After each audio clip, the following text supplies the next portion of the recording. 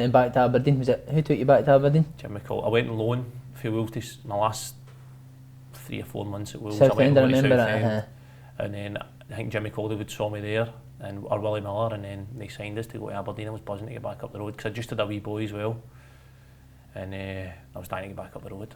Up north? Up north, aye. I felt like being up the road because it was only 2 hours, 2.5 hours, but it was better than the 4.5 for Wolves. You still keep in contact with anyone at Aberdeen? You and Jimmy Calderwood still going holiday together?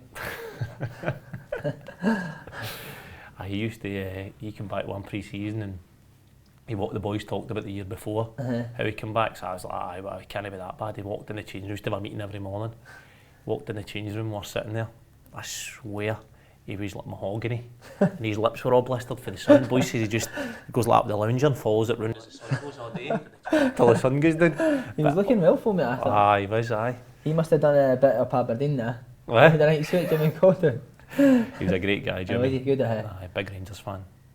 So your time at Aberdeen, obviously the famous incident where you got second prizes off Big Lafferty. If you actually look it back, it's me, it's floored him, so it was a good header. Did you get him? No, I actually missed him. I tried to get him. Nah, never. I just stood there. It was one of the ones where he came close and he smelt my breath and just went down. Do you know what I mean? Were you embarrassed for him? I was more gutted. It's one of the games, the big games for Aberdeen. You go away Ibrox and that, and the 20 minutes in, I'm off. Do you know what I mean? And it's probably going to get rescinded, but the game's gone. Do you know what I mean? The boys are done. Aye. What did Big Jimmy? What did he say? He was fuming. When I was walking off the park, I remember how fuming he was, and that he's a massive Rangers fan. Doesn't make any secret about that. So you're thinking he's only raging because he thinks I've headed a Rangers player. He's not to do with me getting sent off. But I don't know if that was the case. But I got that impression. But Ali McCoy actually phoned us after the game, and the bus up. I think it was a good gesture to say, "Listen, we're sorry about that." And all that. So that was a good gesture. Did Lafferty speak to you now? No, I think I saw him in Glasgow one day and he mentioned it. But it was just a laugh, it's one of the things that fit, but it's gone. Once it's gone, it's gone. I mean, you're not going to hold grudges. No, against somebody, no. So when you were at Aberdeen, see when you played Celtic, did you always think, right, this is my chance to impress, maybe get back there, or was that not even in your thoughts? I think in everybody's mind that plays up in Scotland, whenever they play the Old Firm, it's like a cup final, if I can impress you, and if it's no one of them that like me, then it's maybe somewhere else down south, do you know what I mean? Or anything, you know that's your big games that everybody's watching and you're probably judged on. So, and to be honest, they're games where there's no pressure on you.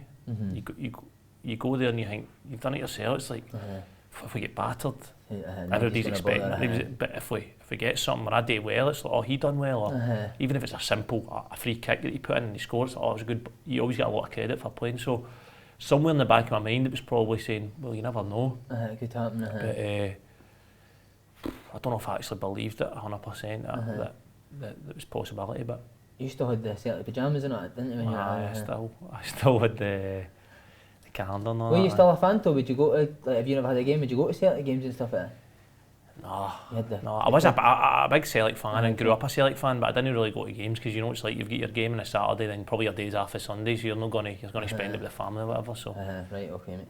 And then back to Celtic, mate. Aye. Lenny.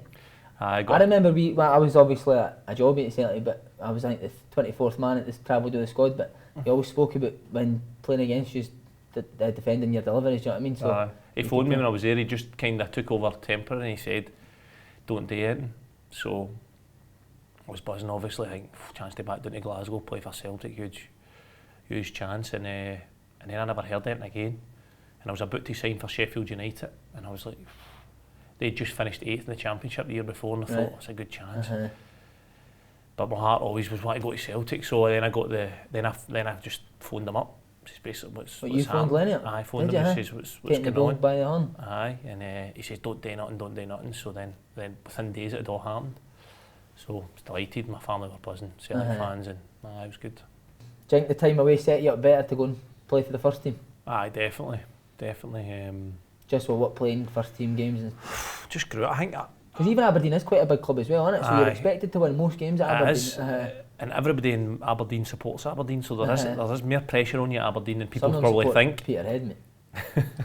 No, but I know what you mean. There's a lot of pressure on you, and then being at Wolves, working under Mick McCarthy, as I said, and Gordon Strachan, it's big characters, it's a lot of character building and a lot, you grow up a lot. And just with age you grow up, don't you? Just playing and gaining experiences. So I felt that, and then the first 6 months at Celtic, I felt, you realise what a massive, even though you were there before, you're now a first team player that's been signed, and you're thrown right into Champions League qualifiers, and you're like, right here, you know what I mean, there's no getting away from it. Because if you're a young boy, people give you time, don't they? But if you're a signing, mate, and you've been playing already, you're judged straight away, aren't you? Aye, and then as a young boy coming through, I never played any first team games really. I played testimonials and that, but there was never that pressure. You're always kind of, I'm a Celtic player, but I'm no right in the front of the limelight. I can hide away here.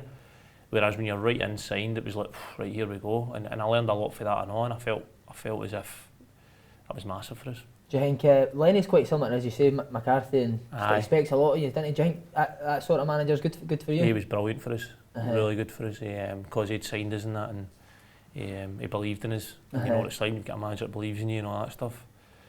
And once you do well, then it's good. And it was hard as well. People see Lenny and think he's just a ranter and raver, but did he have the times that he put an arm in your shoulder? That's what he's brilliant at. He's probably the best manager I've had for motivation, being able to make you feel like top of the world, but also he'd flow you in a minute through. And I think that was great for that squad at the time. The boys that we had with a lot of young players coming through, a lot of players that he'd brought maybe for the Championship and got to play in the Champions League. And there was a lot of young players that listened to him and hung on to his every word, and I think that's why it worked. Because in that pre-season, it was left back you played all the time in pre-season. Did you think you were going there to play left back? That's because that's what I'd mainly played. Even though when I was younger, I played centre back and midfield and that. At first team level, I'd lazy winger at times as well, mate. That's right. First team level, I'd always ever played left back, so that's how it worked out. And then when I first actually got in the team, I played left back, and then I kind of in and out the team. And then I went to see him. We played just before we played Rangers. We had a midweek game, I think, in Motherwell at Celtic Park, and I went to see him. And I says, listen, I thought I could have come on and basically affected that game by keeping the ball. And played Rangers on January 2nd at Ibrox, and he named the team like an hour before the game, and I was in it. I was starting left midfield, and we won the game 2-0, and I think that was probably a big turning point for my time there. Because I've got here that you started centre half as well, and you got man of the match. That was another one. That was after that. Was that after that? It was after that. It was when we were with no centre halves, and he says, "Can you play centre half?" Put us on one time. I played, and then I started the next game. There was a lot of this, mate. Old Diag and then the...